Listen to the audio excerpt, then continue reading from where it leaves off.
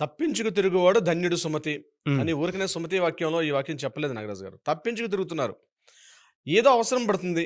ఇంట్లో ఏదో పెళ్లి ఖర్చో, లేకపోతే నాన్నగారికి ఆరోగ్యం ఖర్చు, ఇతరత్ర ఏదో ఖర్చుల మీద ఒక అప్పు చేసుకోవడం అనేది సర్వసాధారణం. అది కామన్ థింగ్. దీనికోసం మనం ఎక్కడ అరే తెలిసిన వ్యక్తే కదా! అర్జెన్సీగా ఏదో ఫోన్ చేసి నాకు అర్జెంట్‌గా ఒక అమౌంట్ అర్జెంట్‌గా కావాలి. ఒక రూ. 1,00,000 కావాలి, ఒక 50,000 కావాలి. ఎంతో కొంత అమౌంట్. ఆ అమౌంట్ కావాలని చెప్పి అడుగుతాం. సో, అమౌంట్ వస్తే మీకు ఇచ్చేస్తాను అని చెప్పి ఏదో చేయబదులుగా తీసుకుంటారు.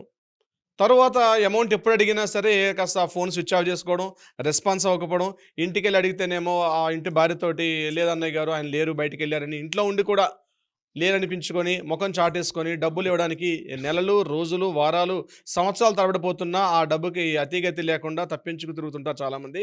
అప్పు తీసుకున్న తరువాత.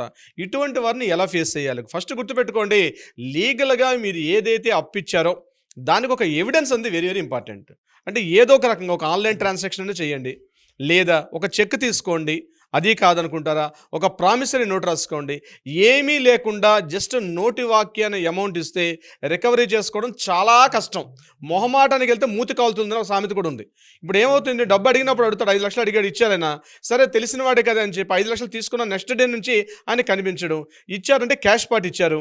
మళ్ళీ అడిగేసరికి ఏ ఎవిడెన్స్ లేదు కదా అని గాలికి తిరుగుతా ఉంటాడు. ఏ రకంగా మీరు అడుగుతారు?